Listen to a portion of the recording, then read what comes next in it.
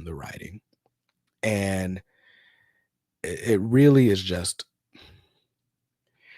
if you're gonna make a book with a black Batman, it's gonna have like a lot of weight on it. There's gonna be a lot that this book has to carry on its shoulders.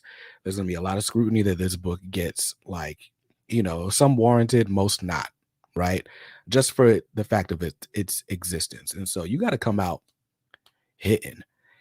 And John really did not come out hitting on this series. And it's not even just this series. We have 18 issues of I Am Batman, right? Before that, we had 4 issues of The Next Batman Second Son. And before that, we had 4 issues of Future State, The Next Batman. And throughout this series, we've been introduced to this kid, Lucius Fox's sort of long lost son, estranged son, who has come back to Gotham with the weight of the world on his shoulders. He's had a big mistake that he's made in the past, and he wants to atone for it. And in that quest for atonement, he stumbles upon a bat suit and was like, I'm going to use this. And so he becomes a Batman, just all unsanctioned, all, just stealing the Batmantle, if you will. And then, they smartly move him out of Gotham. So now he's in New York City. And we've got him kind of making this journey as a Batman, becoming more confident in his abilities, or supposedly becoming more confident in his abilities, mastering his emotions, and therefore mastering his Batmanery, right? Secondary to that, we've got the whole identity struggle in the first place, right? Jace has done something bad, and he's trying not to be like the sum of his mistakes. He resents his family for the way he had to leave the family and all these different things, right? And this is supposed to he's got daddy issues, basically. He's got daddy issues, so they not vibing right. His brother, Luke Fox, Batwing, they're not really vibing right. Their sister, something happened to her. She's been incapacitated. Everyone blames each other, right? And meanwhile, Lucius Fox, by the way, because this is all coming off the heels of the Joker War, Lucius Fox was like Joker punchline venomed and not in his right mind. And so like the whole family's in disarray. And so you wonder how over the course of these 26 issues, the family's going to get back together and get back to what matters and work better together and whatever, especially since they're like the richest family in Gotham and now presumably one of the richest families in the world now. And I wish I could tell you any of that stuff resolves itself. None of it. None of it. None of it. None of it. Not even the love interest. Like, there is so much left just open-ended. We haven't seen Luke Fox in like 8 issues.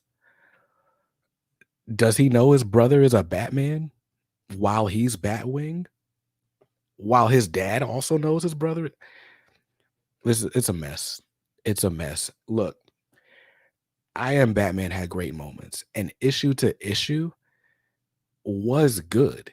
Was good issue to issue, but as a full story, it doesn't resolve much of what it opens up. It doesn't answer most of the questions that it asks. It doesn't move the characters forward in any real discernible way. Like, Jace, Tim doesn't really go on a hero's journey.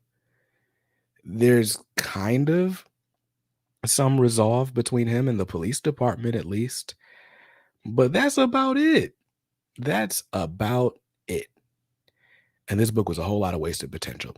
So the series on the whole got a very rare 6 out of 10 from me. Because if I rate anything lower than a 7, it's just like, I don't know.